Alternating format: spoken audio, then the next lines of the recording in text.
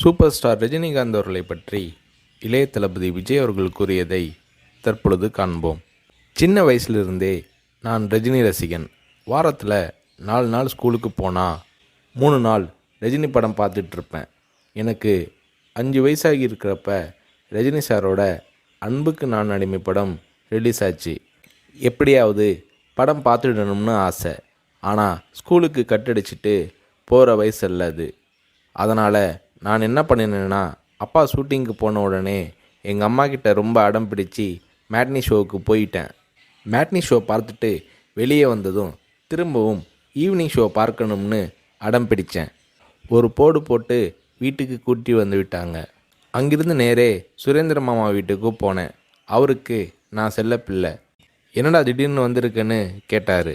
அன்புக்கு நான் அடிமை படம் பார்க்கணும்னு சொன்னேன். என்னடா திடீர்னு வந்து சொல்கிறானாரு. இல்லை, கண்டிப்பாக போகணும்னு சொன்னேன். சரி வா, அம்மா கிட்ட போய் சொல்லிட்டு போகலாம்னாரு. இல்லை, அம்மா கிட்ட சொன்னால் திட்டுவாங்க. நான் உங்கள் வீட்டில் இருக்கேன்னு சொல்லிட்டு வந்துட்டேன். படம் பார்த்துட்டு நைட்டு போயிடுறேன்னே. அதே மாதிரி சுரேந்திரர் மாமா கூட போய் 2வது தடவையாக படம் பார்த்துட்டு வீட்டுக்கு வந்துட்டேன். அப்படியும் சும்மா இருக்கலை. ஷூட்டிங் முடிஞ்சிட்டு 9 மணிக்கு அப்பா வந்தார். வாடா சாப்பிடலாம்னாரு. எனக்கு பசி இல்லைன்னு முகத்தை திருப்பிக்கிட்டேன். கோபமாக இருக்கிற மாதிரி நடிப்பு காட்டினேன்.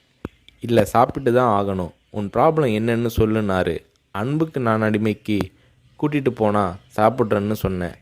சாப்பாட்டை பரிமாறிக்கிட்டு இருந்த அம்மா என்னை பார்த்து, அட திருடா, என் கூட வந்து அந்த படத்தை மேட்னி ஷோவில் பார்த்துருக்குற மாதிரி முறைச்சி பார்த்தாங்க. சரி வந்து சாப்பிடுனாரு. சாப்பிட்டு முடித்ததும் நைட் ஷோவுக்கு கூட்டிகிட்டு போனார். உண்மையிலேயே அன்னைக்கு மேட்னி, ஈவினிங், நைட் ஷோன்னு 3 தடவை ரஜினி சார் படம் பார்த்தேன். படம் பார்த்துட்டு வந்ததும் அப்பா கிட்ட ஒரு அன்பு கட்டளை போட்டேன். நாளைக்கு நான் ரஜினி சாரை பார்க்கணும், அவர் கூட நின்று ஃபோட்டோ எடுக்கணும்னு சொல்லி அப்பாவோட கழுத்தை கட்டி பிடிச்சிக்கிட்டேன். அடுத்த நாள் காலை நானும் என்னோடய ஃப்ரெண்ட் கார்த்திக்கும் அப்பா கூட போனோம். ரஜினி சார் வாகினி ஸ்டுடியோவில் ஏதோ ஒரு ஷூட்டிங்கில் பிஸியாக இருந்தார்.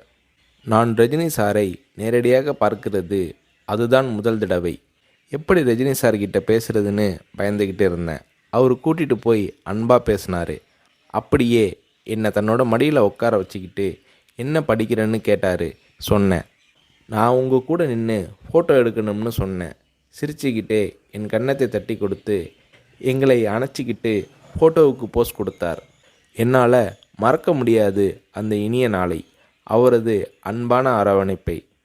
வீட்டுக்கு வந்ததும், அப்பா நீங்கள் பெரிய டைரக்டர்னு சொல்கிறாங்க, ஆனால் என்னால் உங்களை டைரக்டராக ஏற்றுக்க முடியாது.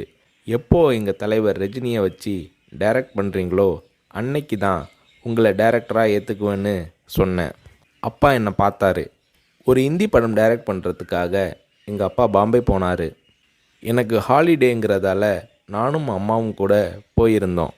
மும்பையில் இருந்த ப்ரொடியூசர் பூர்ணச்சந்திர ராவ் எங்கள் அப்பாவுக்கு ஃபோன் பண்ணி கூப்பிட்டதும் அப்பா அவரை பார்க்க போனார். வரும்போது ரொம்ப சந்தோஷமாக இருந்தார். ஹோட்டலுக்கு வந்ததும் என்னை கூப்பிட்டு, விஜய், நான் டைரக்டர் ஆயிட்டேனாரு. ரஜினி சாரை நடிக்க வச்சு டைரக்ட் பண்ண போகிறேன்னாரு. அந்த படம் தான் நான் சிகப்பு மனிதன். நீங்கள் நம்புறீங்களோ இல்லையோ, அந்த படத்தை நான் 17 தடவை பார்த்தேன்.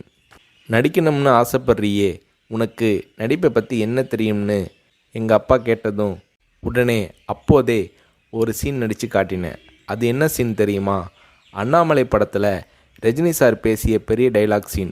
நான் ரஜினி ரசிகனாக இருந்ததால் அவரோட பல வசனங்களை மனப்பாடம் பண்ணி வச்சுருந்தேன். அதில் ஒரு வசனம் தான் எனக்கு உதவியது. ரஜினி சார் சரத்பாபுவை பார்த்து தொடையில் தட்டிக்கிட்டு கோபமாக பேசுவாரே, அந்த வசனத்தை நான் பேசி நடிக்கிறத கொஞ்ச நேரம் அப்படியே கூர்ந்து கவனிச்ச எங்கள் அப்பா என்னை பக்கத்தில் கூப்பிட்டு, நாளைக்கு உனக்கு மேக்கப் டெஸ்ட் எடுக்கிறேன்னாரு.